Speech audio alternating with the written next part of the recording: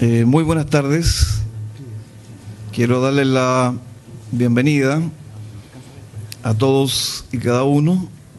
En primer lugar, a nuestro invitado, al doctor Jaime Lavados, a nuestras autoridades, a nuestra vicerrectora académica, a las autoridades de la facultad, secretario de facultad, secretario de estudios, también a los directores de escuela, directores de centros de estudio, director de posgrado, académicos, alumnos, estudiantes, y se me escapaban, ¿cierto?, representantes de la Honorable Asamblea de Socios, autoridad colegiada máxima de esta universidad. Sean todos ustedes entonces bienvenidos a inauguración del año académico de la Facultad de Educación, que aunque sea un poquito tarde, siempre conviene realizarla, a mi modo de ver, por cuanto constituye esta una oportunidad de revitalizar un rito, de revitalizar una ceremonia, un acto académico, y creo que la universidad se va haciendo más universidad en la medida en que va acostumbrándose a estos ritos, a estas ceremonias y también a las formas. Aun cuando más tarde el profesor Edison Otero, que está en la testera, va a hacer una presentación del doctor Jaime Lavados, yo quiero señalar en estas primeras palabras que lo que les voy a comentar, estimo, guarda relación con el haber invitado al doctor Lavados a pronunciar algunas palabras en esta oportunidad. Creo que el haber sido rector de la Universidad de Chile durante 8 años, el contar con esa extendida carrera académica, nos va a ayudar también, en algún sentido, a que esta universidad, que tiene menos años, tiene 30 años, es una universidad joven, se vaya también compenetrando de lo que son, como digo, las tradiciones, las ceremonias, los ritos y las formas. Y aquí ya entro entonces en materia. Cuando digo formas, me refiero a distintas maneras, ¿no?, en que la universidad se constituye, en la que la universidad se hace verdaderamente universidad. Hace algunas semanas, en este mismo lugar, le di la bienvenida a los alumnos que recién ingresan, a los alumnos de primer año, y en esa oportunidad les hice alguna invitación que voy a ir tratando de contarles a ustedes en qué consistía, de tal manera que no se me escapen muchas ideas.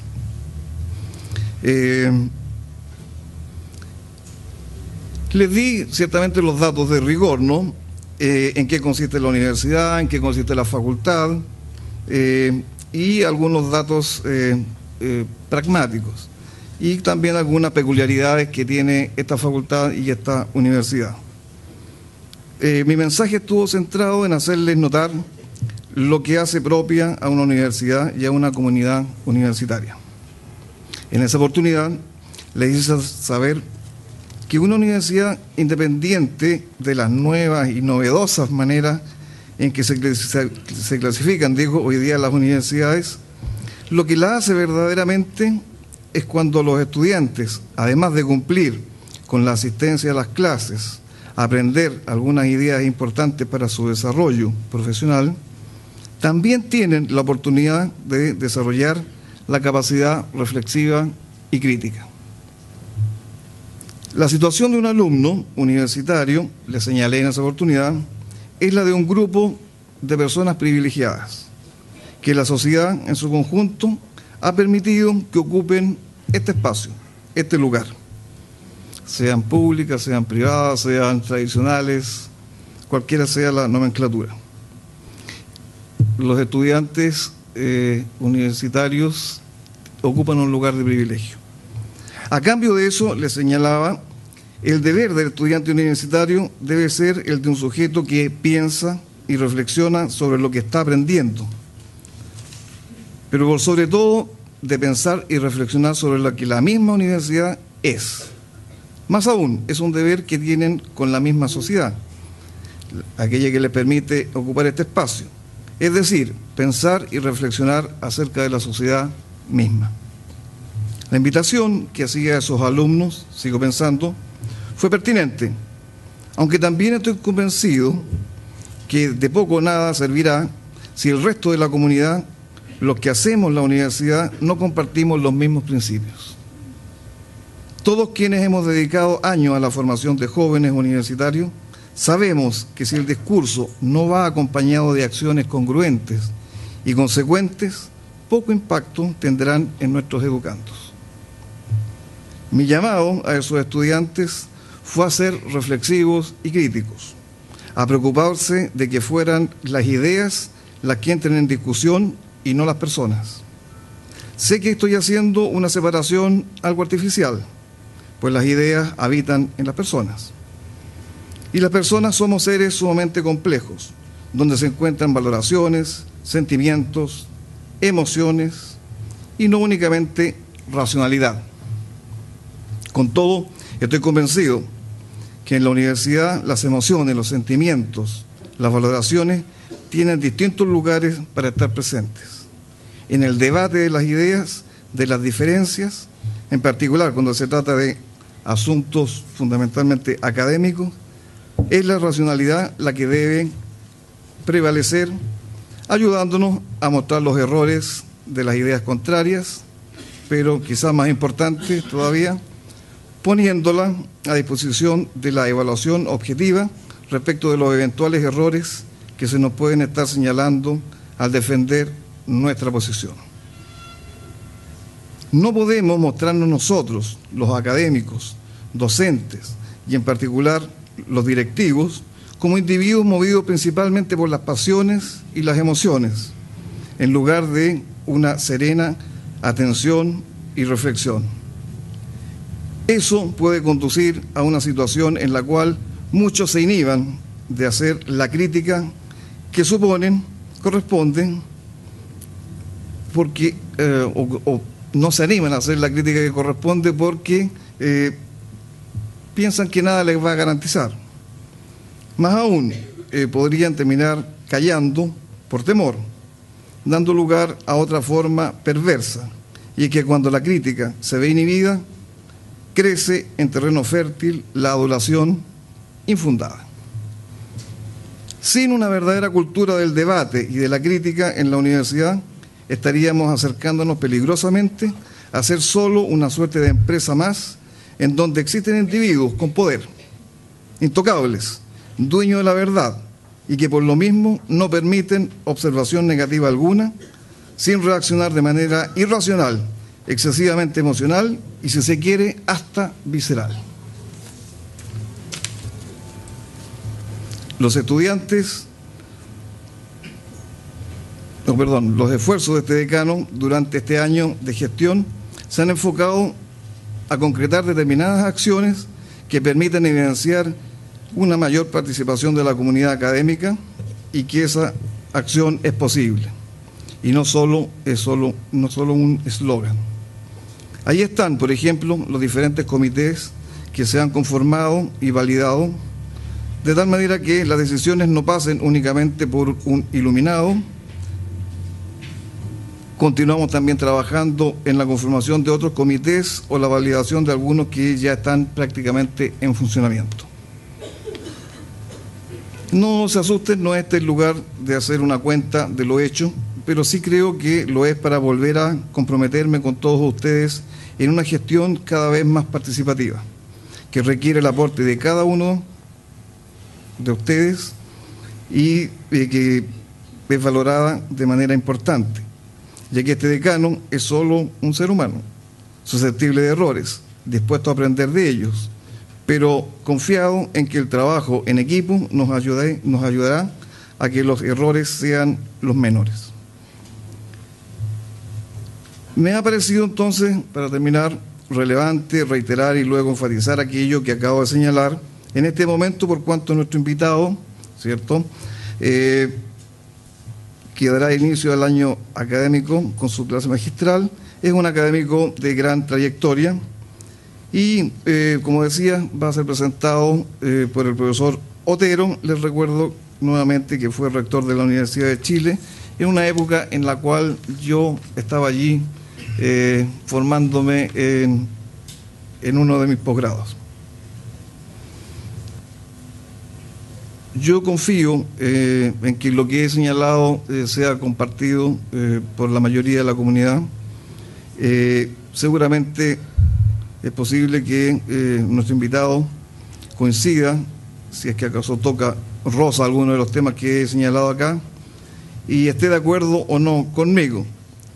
De no ser así, debo ser consecuente con lo que he predicado y debo atender con el mayor respeto a sus eventuales discrepancias y reflexionar serenamente acerca de ello.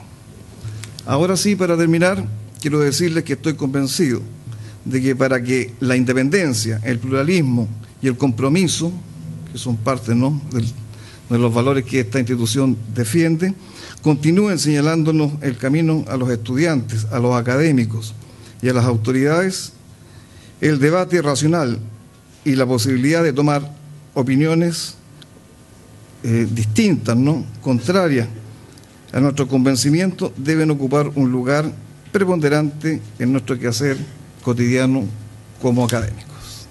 Muchísimas gracias.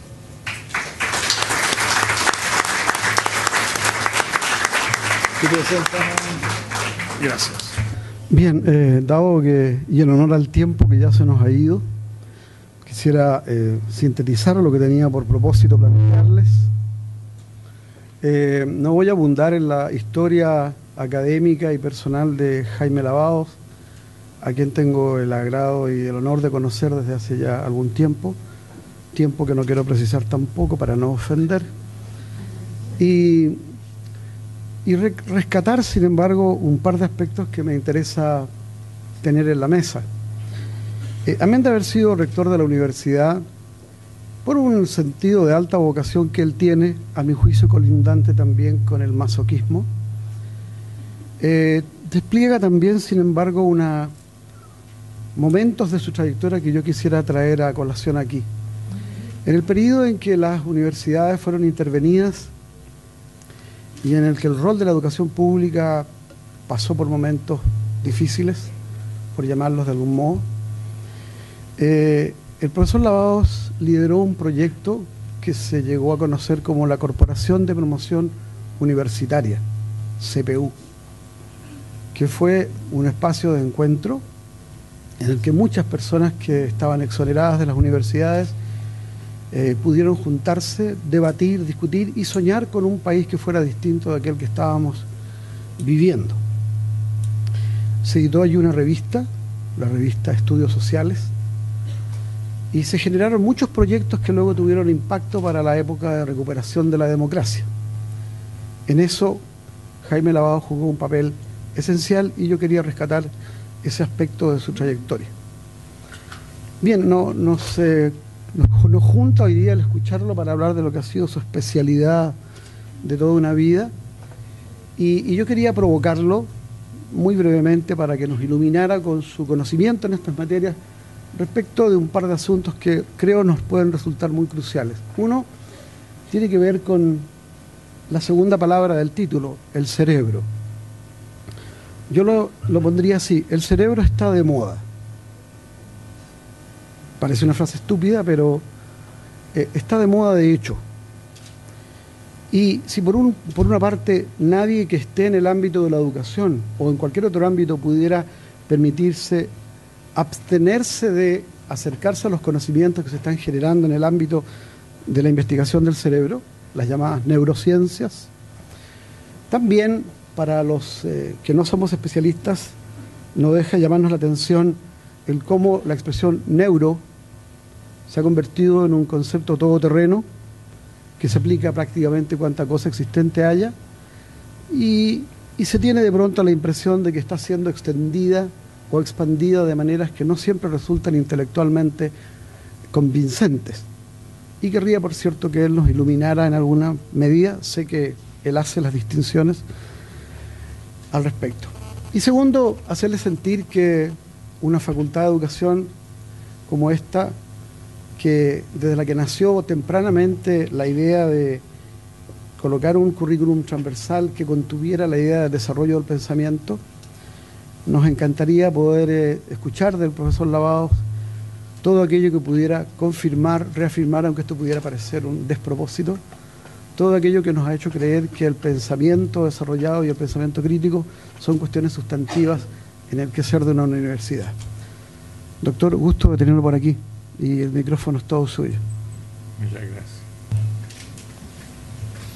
Muy bien, agradecemos las palabras del profesor Otero e invitamos al doctor Jaime Lavados Montes, quien nos presentará su clase magistral titulada El cerebro y la educación, neurobiología del aprendizaje.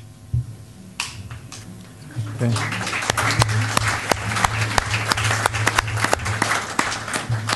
¿Este está funcionando?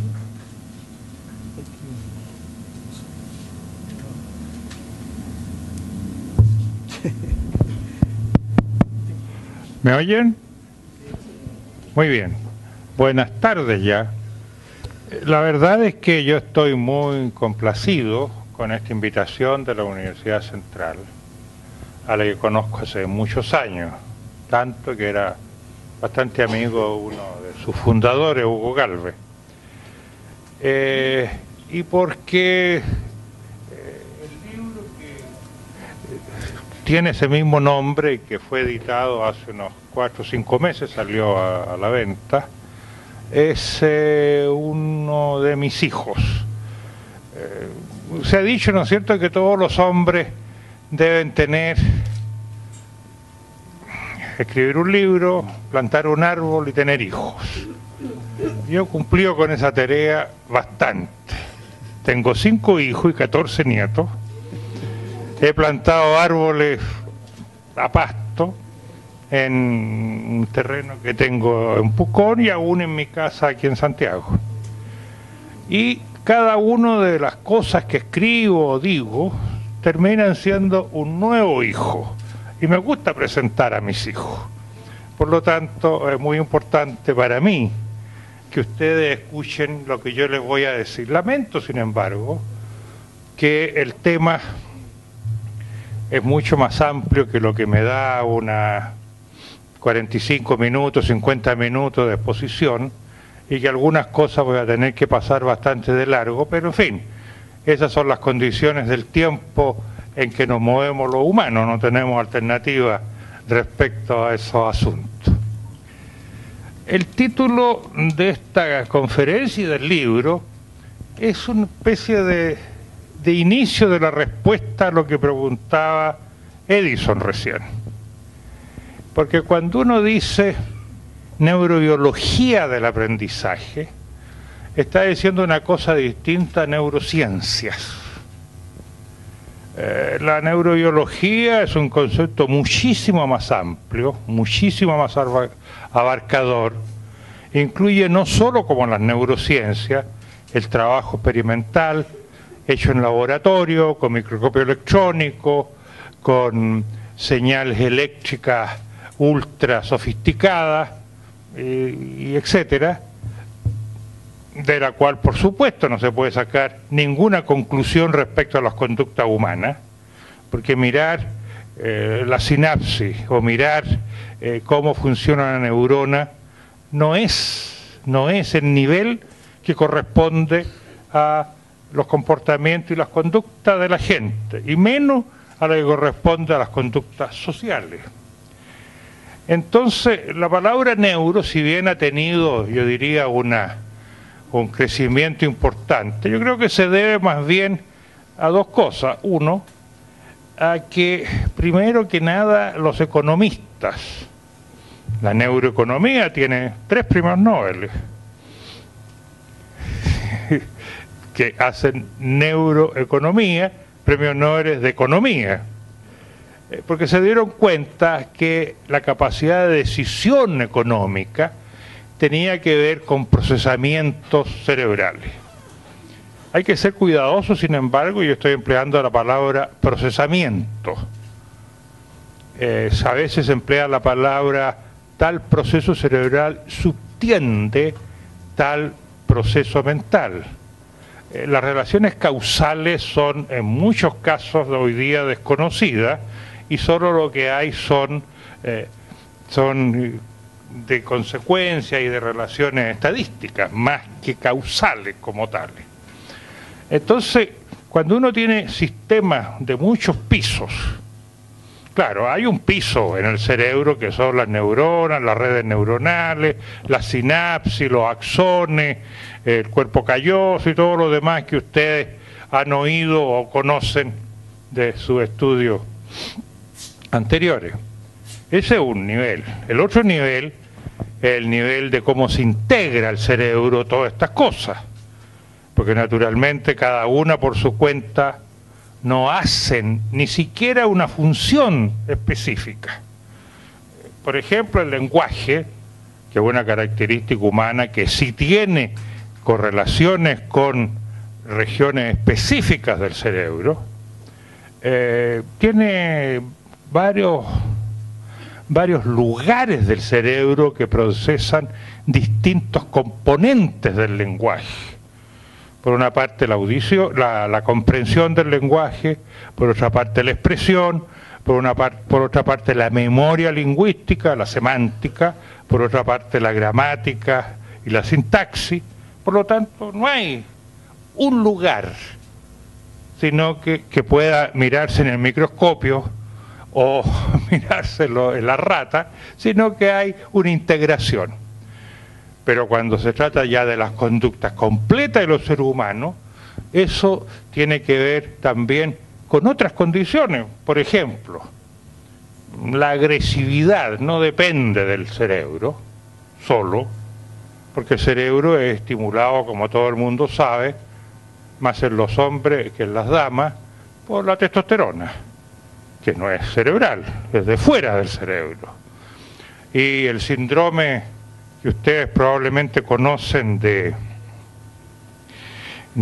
estrés o postestrés, también tiene que ver con hormonas, no tiene que ver con funciones cerebrales que le sean propias al cerebro, sino que también hormonas producidas por las glándulas suprarrenales, que impactan en el cerebro y que disminuyen determinadas capacidades cerebrales.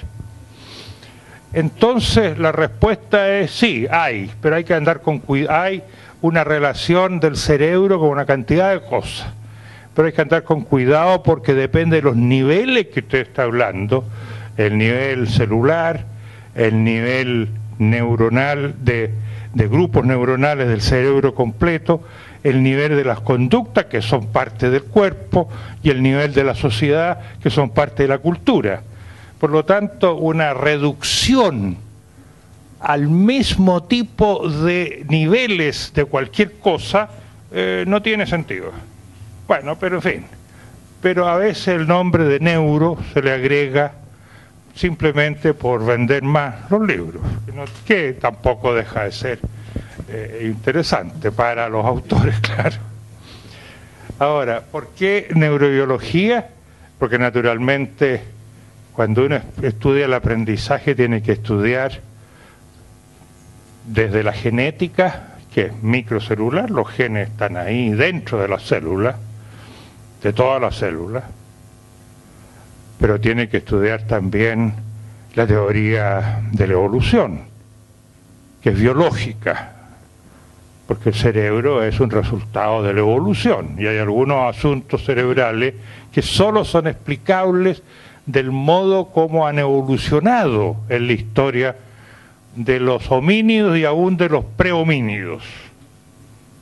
De hecho, el cerebro no fue el primero que evolucionó entre los homínidos, sino que fue la posición erecta, como saben la gente de antropología. Lo primero que hizo el hombre fue andar de pie, porque andaba de pie se liberaron las manos, y como se liberaron las manos, se pudieron usar las manos y se liberaron los músculos que sostenían las quijadas de los monos, que son terribles, y se liberó el cráneo, y al liberarse el cráneo creció el cerebro. Pero se da cuenta que el crecimiento del cerebro es bastante posterior.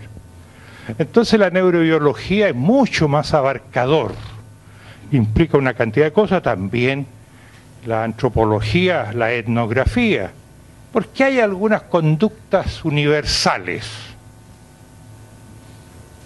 Todos los seres humanos conocidos tienen algún sistema de emparejamiento. Familias de este tipo, familias de otro tipo, pero todos tienen un sistema de emparejamiento y de reproducción, todos. Todos tienen algún tipo de creencias. Todos. ¿Por qué es eso? Porque naturalmente hay entonces evidencias etnológicas que hacen posible pensar que estas regularidades de conductas en todas las culturas conocidas tienen, por cierto, que ver con alguna regularidad que nos une a todos, y lo que nos une a todos es nuestro cuerpo, nuestra biología, el cerebro. Por eso el nombre de neurobiología del aprendizaje. No es distinto a otro asunto. Más adelante veremos qué es lo que podemos llamar situación crítica. Ahora, en esta charla vamos a examinar de a uno por uno, como le decía, más rápidamente lo que me gustaría. 6 preguntas. ¿Por qué se aprende? ¿Para qué se aprende? ¿Qué se aprende? ¿Cómo se aprende? ¿Cuándo se aprende? ¿Y cuáles saberes complejos construimos?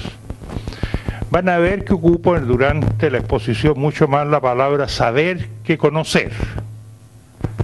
Porque desde el punto de vista estricto, cuando usted sabe algo, lo conoce y sabe usarlo. Usted dice, yo sé andar en bicicleta, no dice yo conozco andar en bicicleta. Porque cuando dice sé andar en bicicleta, conoce la bicicleta, pero sabe usarla. Por lo tanto, para el cerebro, que es un órgano práctico, para nosotros el cerebro, ¿qué significa? Que nos tiene que proveer de los medios para sobrevivir, reproducirnos y prosperar. Punto. Es práctico. La filosofía y otros asuntos son, por decir así, aditamentos como la guinda de la torta. Pero el cerebro humano o de los homínidos pasó hace más o menos 2.800.000 años sin aditamientos de la torta, así que no era ese el principio del asunto. Entonces, vamos a ver de a uno por uno esas cosas. ¿Por qué se aprende? Primero se aprende porque la información genética que cada ser trae al mundo, en el caso de los seres humanos y de muchas otras especies, pero mucho más importante en los humanos, no es suficiente. Ahí dice una frase de un gran biólogo alemán, se le acusa de nazi, pero no tiene nada que ver con su avance en biología, que sostenía que la genética de las personas era una hipótesis de trabajo sobre el ambiente que llegaban. Concepto que me importa mucho recalcar, porque yo creo que la educación y el aprender se hace a través de hipótesis hacia adelante. Vamos a verlo un poco más adelante ese tema. Claro, la genética de un pez hace posible que el pez tenga cola, escamas, branquias y demás condiciones que le permiten vivir en el agua. Es decir, la genética supone que el pez va a vivir en el agua, lo mismo con los animales, con las aves. La genética supone. ¿Qué suponen los seres humanos? Supone algunas cosas. Que va a caminar, que va a tener pareja, supone una cantidad de principios que son los que yo llamaba los universales.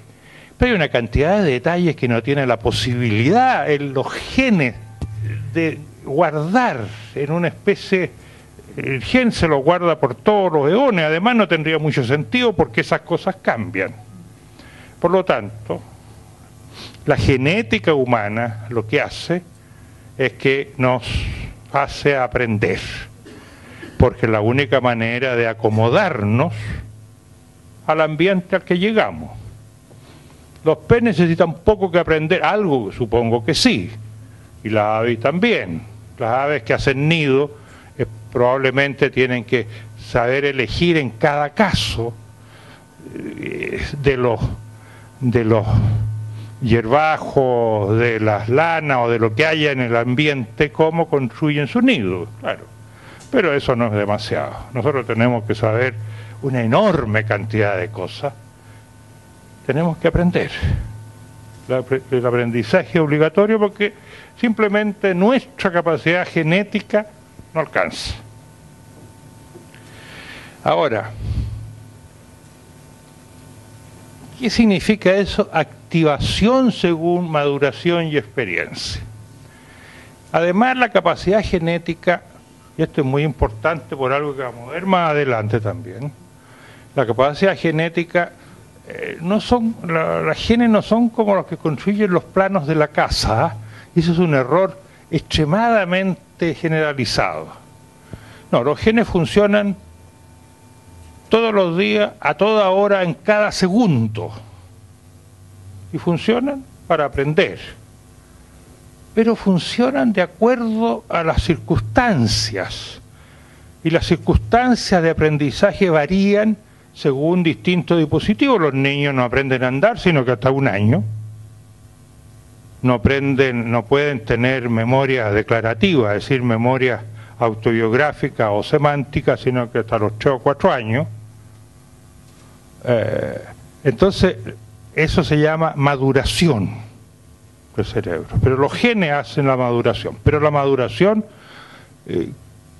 es activada, aunque la capacidad está ahí, está activada porque hay una experiencia, es decir, un contacto ambiental que necesita esa función para mejor vivir en ese ambiente. Si ese contacto ambiental no existe, aunque sea genética la capacidad, no se desarrolla. El lenguaje es en eso un ejemplo maravilloso.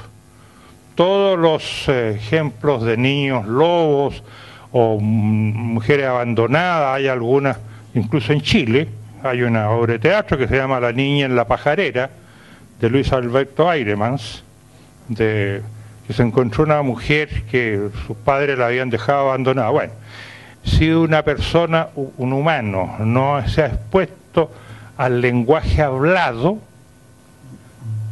antes de los 16, 17 años, al terminar la adolescencia, nunca aprende a hablar. Eso se llama, como ustedes probablemente saben, periodos críticos. Eso significa que la experiencia activa los genes, que los genes no dependen solo de sí mismos, son activados por las experiencias. Por lo tanto, esta vieja discusión entre naturaleza y educación, ¿qué es lo que predomina? Depende de lo que estemos hablando. En algunas enfermedades en que se altera un solo gen, claro, si ese gen no está, la gente no tiene tal función. Pero la mayor parte de las conductas son multigenéticas, incluso en distintas partes los cromosomas de distintos cromosomas. Por lo tanto, no hay nada que separe, sino que están unidos lo genético y lo aprendido.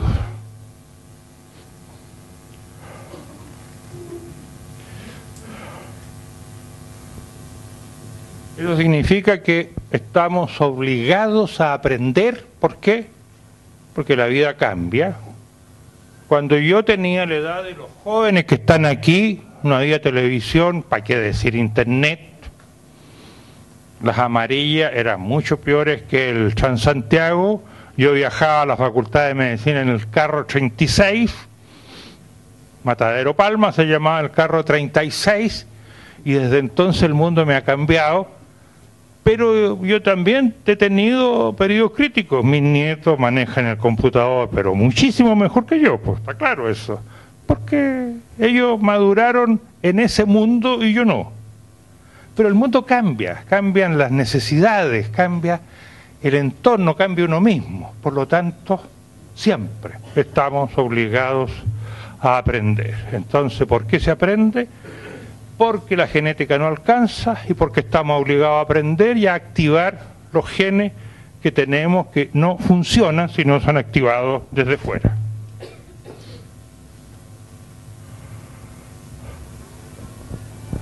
¿Para qué se aprende?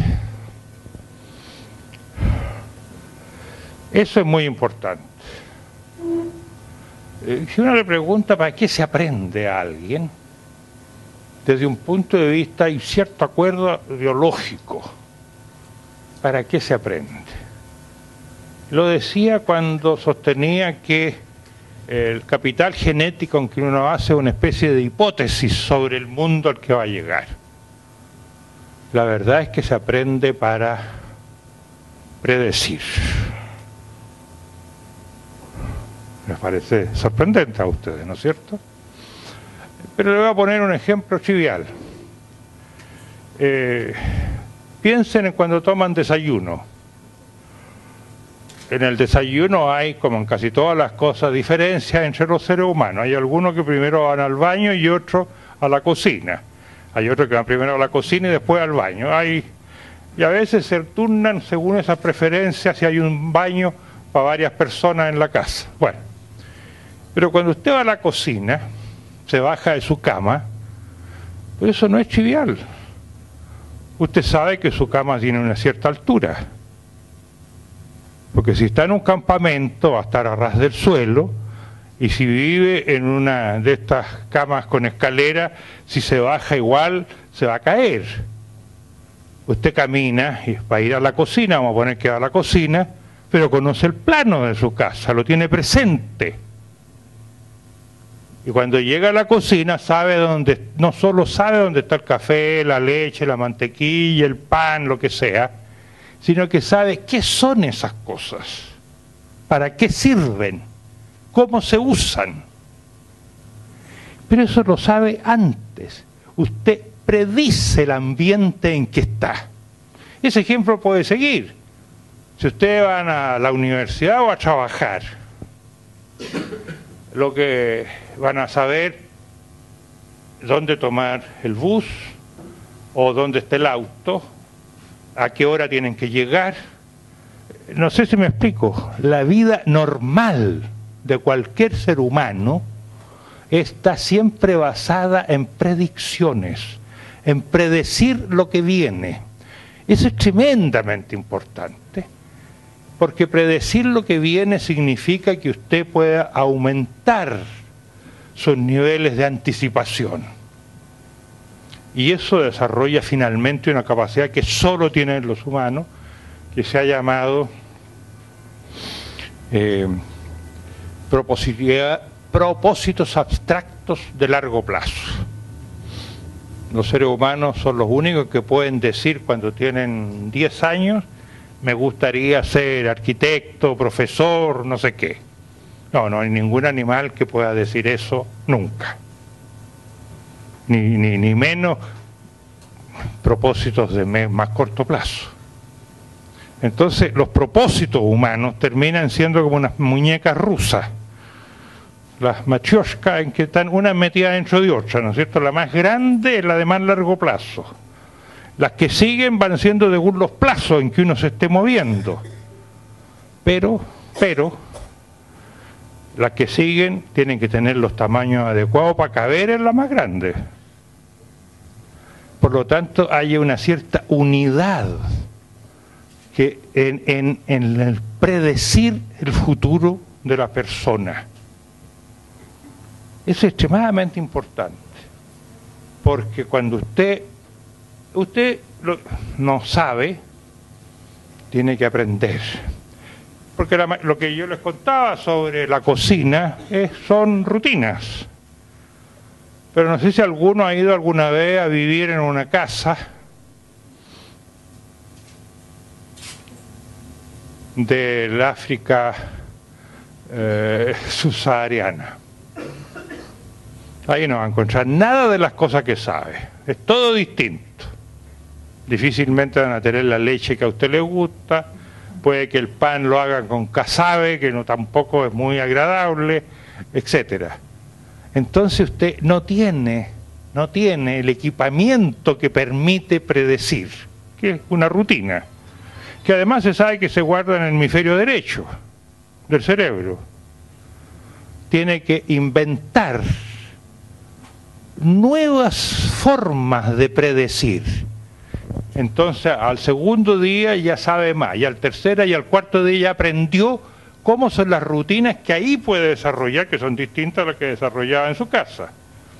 Ese aprendizaje de cosas nuevas lo hace con el hemisferio derecho. Eso ha sido probado innumerables veces. Pero la cuestión es, ¿para qué se aprende? Para predecir, para adelantar. Me parece sorprendente, ¿no es cierto? Pero piénsenlo y es así. Si usted tuviera en cada vez que inventar todo y pensar todo, la verdad es que su eficiencia y su eficacia sería casi nula. No podría.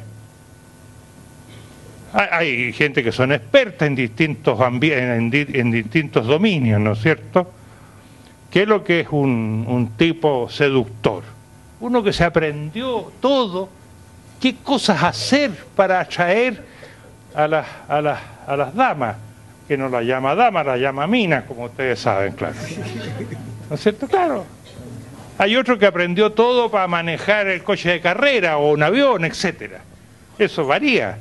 Pero las cosas rutinarias, ustedes todas las saben corrientemente para predecir. Eso es importante porque quiero que le enseñe a usted a los niños al colegio. ¿Se dan cuenta que esta postura nos lleva más a la cosa concreta? ¿Para qué le interesa a un niño predecir cuál es el largo del río Amazonas? A un niño chileno, ahora no me agarro, un brasilero que vive ahí en Iquitos, o un peruano que vive en Iquitos, podría predecir, porque si se sube una balsa se va a demorar no sé cuánto en cubrir los 9.000 kilómetros que tiene ese río. Pero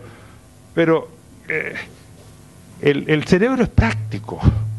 La predicción debe ser hecha sobre cosas que interesen, que importen, para conductas que hagan simplemente sobrevivir, reproducirse y prosperar.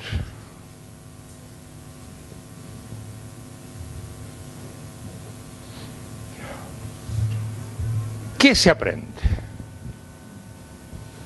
Bueno, cualquier cosa que se aprenda se deposita en la memoria.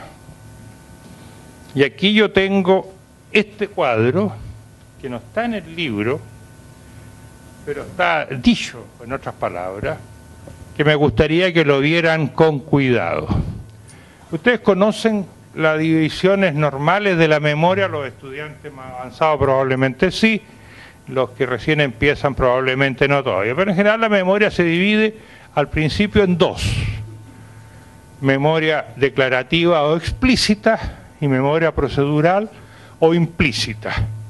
Siempre se pone un ejemplo muy tonto, que es la procedural, es que usted aprende a andar en bicicleta, y la explícita es que autobiográfica o semántica. La autobiográfica es que usted aprende lo que a usted le pasó en tal momento y en tal instante. Y eso que a usted le pasó lo puede traducir conscientemente en su conciencia y el lenguaje. Por lo tanto, esa memoria autobiográfica no se desarrolla sino que hasta los 3 o 4 años, no antes. ¿Alguno de ustedes se acuerda de algo que haya pasado antes de esa edad? Y si se acuerda es porque lo inventaron después. Hay uno de los problemas de la memoria son los inventos que hace la memoria sobre sus contenidos. Hace una cantidad de inventos fantásticos, pero que no existen en realidad, no existieron. Bueno, después entonces tiene las las de procedimiento o implícita, que la verdad es que se le da poca importancia. En mi opinión, son las más importantes en la tarea de aprender. Si ustedes miran ese cuadro, van a ver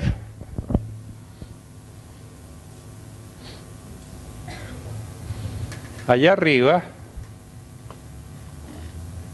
ahí está,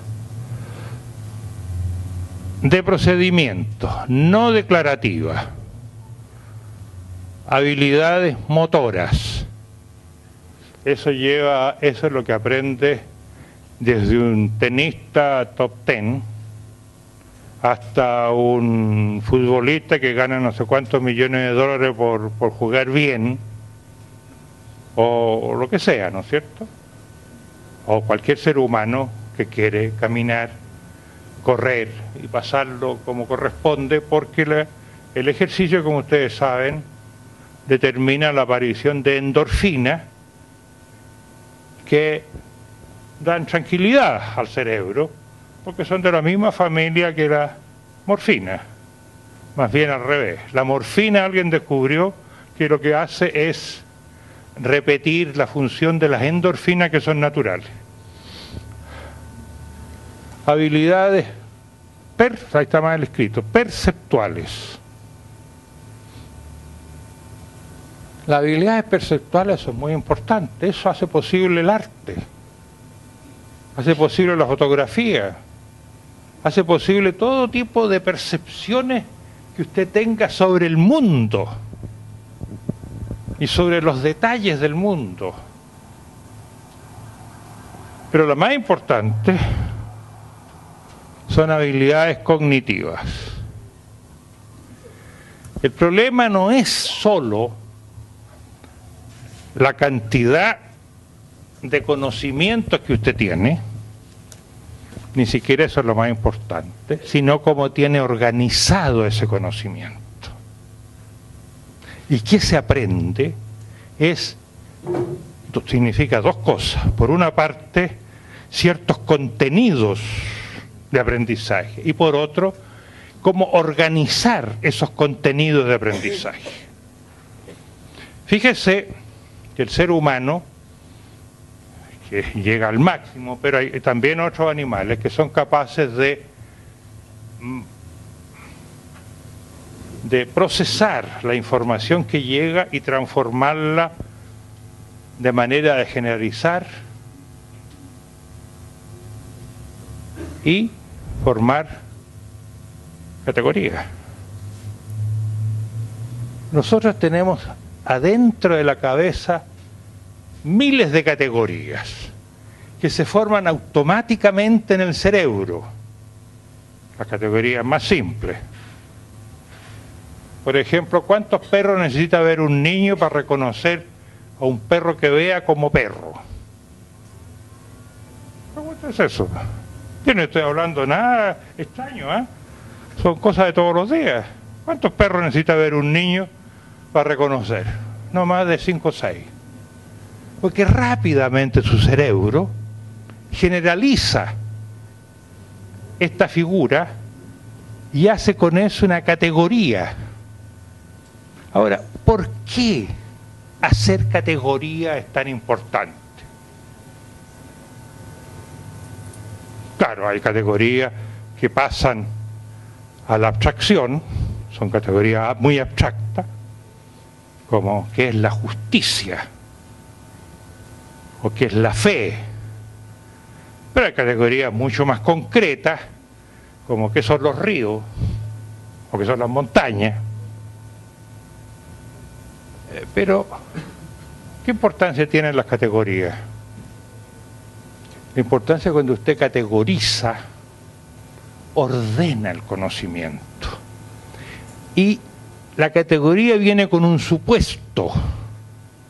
Cuando usted categoriza la especie perro, puede deducir una cantidad de supuestos de haber categorizado la especie como perro, que tienen una cabeza adelante y una cola atrás, que tienen pelo, que no tienen plumas, que tienen 4 patas y no 2 como las aves, que tienen buen olfato, ¿me explico? En alguna categoría, cuando las generan, le pueden dar puede tener pocos contenidos, pero los nuevos contenidos que adquieran tienen dónde instalarse. Y esas son las habilidades cognitivas. No tiene nada que ver con enseñar, qué sé yo, cuál es el río más largo de África, o cuáles son las fuentes del Nilo, o, ¿me explico?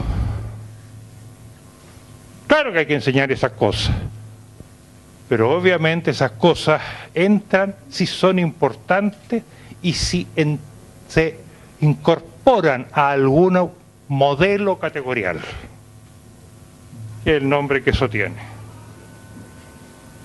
Y eso no es aprendizaje explícito.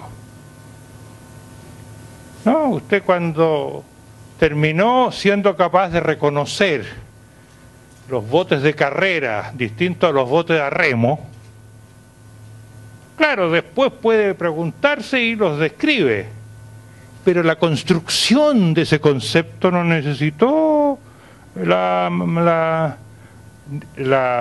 ¿cómo se llama? La conciencia. Por lo tanto, yo podría sacarle bastante más partido a ese cuadro, pero me interesa que entiendan que el aprendizaje no solo importa el aprendizaje de contenidos, importa el aprendizaje de formas de organizar el contenido. Cosa que nos empieza a llevar a la capacidad crítica. La primera dimensión psicológica son por imitación. Un niño es capaz de imitar ya desde algunos días de nacido. Después esa capacidad baja porque está vinculada a la relación madre-niño y imita los movimientos de la boca fundamentalmente y de los ojos de su madre cuando la mira. Después eso cambia, pero empieza a aumentar. El primer elemento, no se entendía muy bien cómo y para qué se imitaba, hasta que apareció el concepto de las neuronas de espejo que ustedes deben haber visto en los diarios, ¿no es cierto? Las neuronas de espejo son algunas neuronas que lo que hacen es activarse cuando se ve el mismo movimiento, el movimiento que sea movimiento emocional, movimiento lingüístico, lo que sea, en el ambiente en que está, de otra persona. Son como un espejo. Ahora, no se traducen en la conducta, porque son inhibidas su participación motora, pero el proceso interno en el cerebro es el mismo que estaba teniendo la persona que están imitando, las neuronas de espejo. Y eso es la base extremadamente importante de la vida social, de la empatía, de la comprensión de los otros, de una cantidad de asuntos que tienen que ver, por supuesto, con la vida social. El segundo es premio y castigo. Ahora, ahí funcionan desde pequeño prácticamente los mismos elementos dopaminérgicos que cuando se espera una satisfacción se activan. La dopamina es la sustancia que es reemplazada por los jóvenes en la cocaína, la heroína. Se dan cuenta que el opio es otra cosa porque tiene que ver con las endorfinas. La cocaína, la heroína, pero no estas artificiales nuevas que se llaman éxtasis, o de esa familia de los éxtasis. No son eso. Bueno, Si alguien hace una cosa que sabe que va a ser premiada, se activa su sistema dopaminérgico y entonces él está satisfecho. Y aprende que para satisfacerse es mejor hacer las cosas que se premian que las que no se premian. Pero eso es de muy chico, ¿eh? Y cuando es castigado no se activan los sistemas dopaminérgicos, sino que se activan otros sistemas, fundamentalmente los serotoninérgicos, que no son, por decir así, negativos, pero que no generan satisfacción, sino que más bien generan molestia.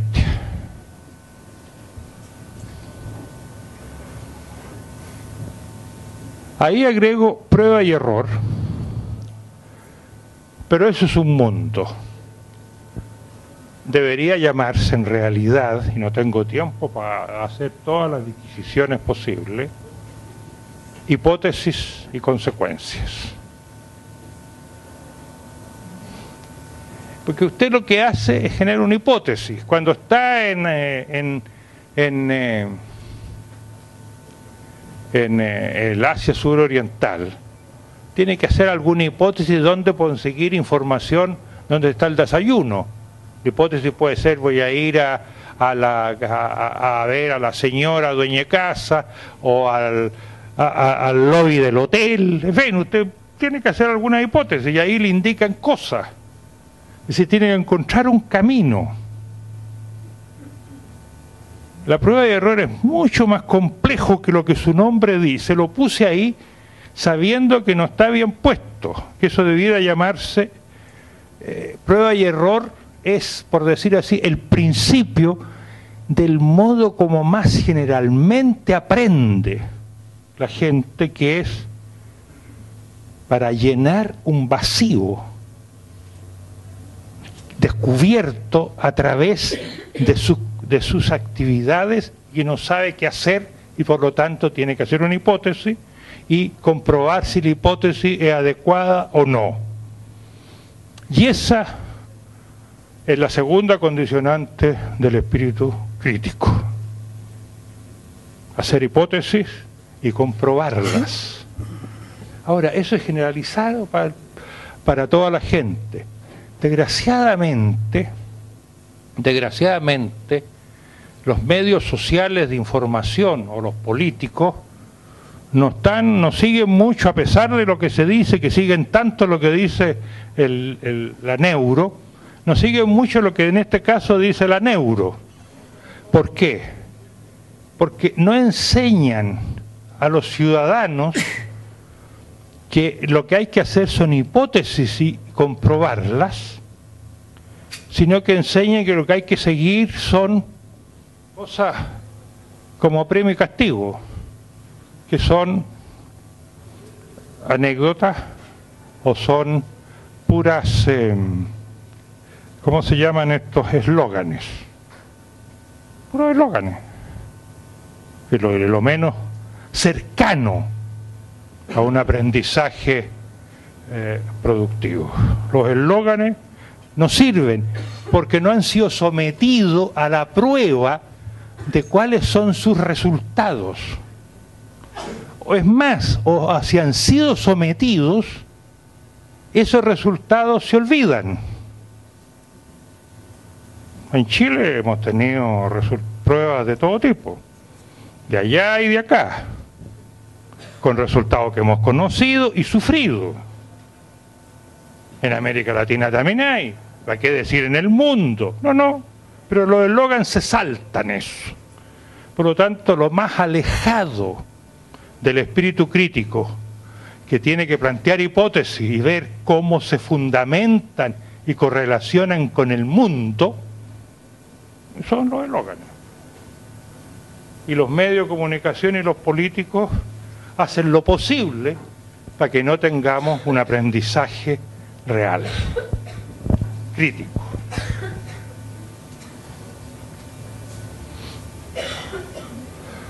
Ahora, la última frase es extremadamente importante. ahí se dice que se aprende también por asociación. Todo lo anterior está vinculado a dos cosas, a significado y valor. ¿Qué es lo que se llama valor ahí? Eso está puesto al revés, debería ser primero valor. Valor tiene que ver con aquella información o aquella experiencia que contiene informaciones a lo que yo le agrego, a la que la persona que la recibe le pone una determinada valoración. Valoración es fundamentalmente emocional. Las emociones parten desde las primeras horas, minutos, segundos de vida, rechazando y aceptando. La valoración es el rechazo, la aceptación, que es muy sofisticada después, pues, ¿no es cierto? Porque es hermoso, porque es poderoso, porque tiene recursos, porque es sentimental, en fin. Pero en fin, esas son las condiciones de aceptación, no de rechazo de las personas. Pero también pueden ser las condiciones del aprendizaje. El aprendizaje es mucho más fuerte cuando el valor, cosa que se ha aprendido durante la vida desde el primer segundo del nacimiento, lo califica como positivo o como negativo. Hay una prueba reciente que hicieron unos argentinos con grupos de jóvenes, un grupo muy grande, por lo tanto estadísticamente muy significativo, que le enseñaron las capitales de los países bálticos. Eso fue muy poquito antes del Mundial de Sudáfrica. Cuando las personas, pasó el Mundial de Sudáfrica, le preguntaron las capitales de los países bálticos y los chiquillos prácticamente no sabían nada. Pero le preguntaron sobre las ciudades donde se había realizado las eliminatorias del Mundial y las conocían todas al dedillo. ¿Por qué? Porque eso tenían valor. Porque eso lo conversaban, tenía que ver con su inserción en su grupo etario, en su inserción en su familia, en su barrio. Saber cuál es la capital de Lituania no les daba ninguna importancia valórica para él. ¿Y qué significa significado? Significa eso. Si usted es familiar, es decir, tiene las categorías, los nichos donde instalar una nueva información, la aprende más fácil que si no los tiene. Es decir, hay una secuencialidad que depende entonces de lo que vimos antes, porque todo esto está correlacionado, claro, yo tengo que tratarlo de a uno por uno, pero no hay forma de hablar de todo junto. Pero la significación es en qué nicho, en qué ámbito yo pongo la información que estoy recibiendo. Y por otra parte, qué valor le doy. Esos son, yo diría, los modos como el cerebro aprende. Ahí hay cuánto y dónde se aprende. Ahí están los periodos críticos. Entre 0 y 2 años, sensorio motor. ¿Qué es lo que aprenden los niños en el periodo sensorio motor? De Piaget, deben conocer eso, ¿no es cierto? La existencia del sentido sensorio motor, de Piaget. Lo que aprenden los niños ahí son las leyes de la física. Saben que las cosas calientes queman, entonces entienden lo que es caliente y frío. Eso, claro, ellos no saben que eso depende del movimiento de las moléculas, no tienen la menor idea de eso, no importa. Pero pueden evitar quemarse o helarse. Saben que sobre la fuerza de gravedad, por supuesto no conocen las ecuaciones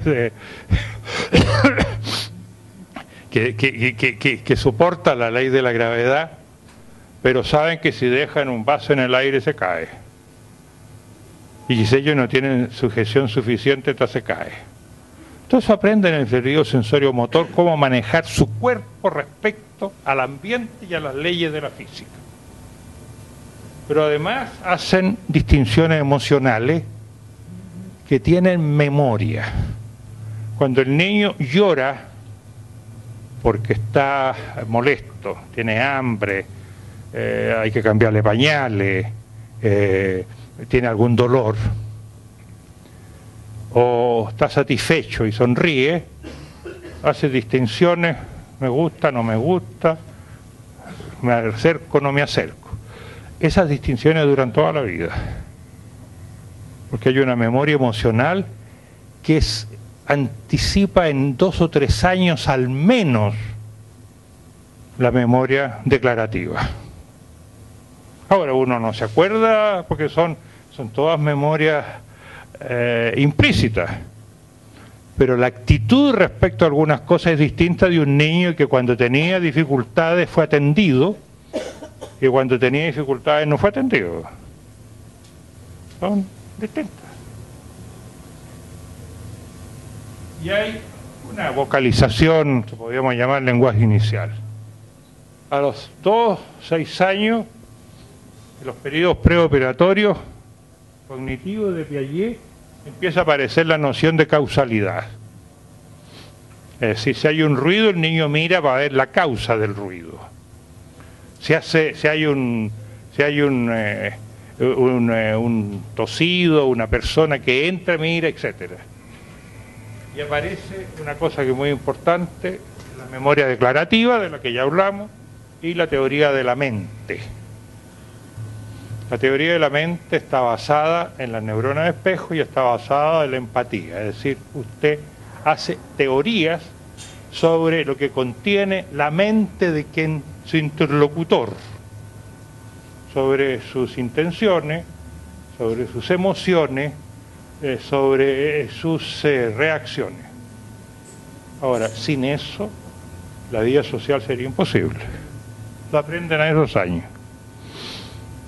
Entre los 6 y los 12, operaciones complejas, base de la racionalidad y del cálculo. Y de los 18 a los 16 a los 18, operaciones abstractas y consecuencialidad. Consecuencialidad es una capacidad que hemos visto desde distintos ángulos, que también es medir las consecuencias de mi propia conducta o de las cosas que yo hago. No porque se me impongan, sino porque automáticamente se me presentan las condiciones que van a desarrollar esas conductas que yo estoy desarrollando. Se ha dicho, y no hay muchas razones para no estar de acuerdo, que como la consecuencialidad termina su desarrollo, es decir, madura enteramente recién a los 18 años, que el origen de los embarazos tempranos en niñas menores de esa edad, y claro, es que ella y sus parejas suelen no tener una idea automática de la consecuencialidad. Porque uno se pregunta, ahora hay como 2000 sistemas de prevenir los embarazos, ¿por qué no los siguen? ¿No? Porque esa consecuencia no, si no, no va a pasar, y todo, en fin, nada. Claro, porque eso es estadístico también. Y por último, entre 20 y 26 años, recién aparecen unas células que se llama de fonecónomo, que hacen posible decisiones morales autónomas. Antes, las decisiones morales eran aprendidas vía las autónomas son las que yo tomo porque por adentro de mi cabeza pasan que es la que tengo que tomar. Y este que viene es el último cuadro, afortunadamente para ustedes.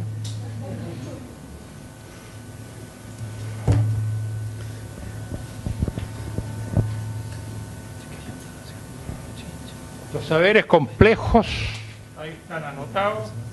Esto queda grabado, si lo quieren. Yo no tengo mucha Ahí está mucho más definido lo que es valor existencial y lo que es significado. Ahora, ustedes se dan cuenta, lo que tiene valor afectivo es distinto de lo que tiene significado, porque el significado es más objetivo racional. Por lo tanto, adentro de la cabeza nosotros tenemos dos formas de saber sobre el mundo. Uno afectivo emocional, a partir del cual valoramos las cosas, y otro objetivo racional, a partir del cual le damos significados. ¿Me explico? Una de las causas de no tener sistemas críticos es que predomine solo el afectivo emocional por sobre el objetivo racional. Una de las causas para tener una rigidez y ser obsesivo espantoso es que predomine solo el objetivo racional y no tener pensamiento basado en emocionalidad y valoración. Los dos juntos hacen una persona y una sociedad sana. Gracias.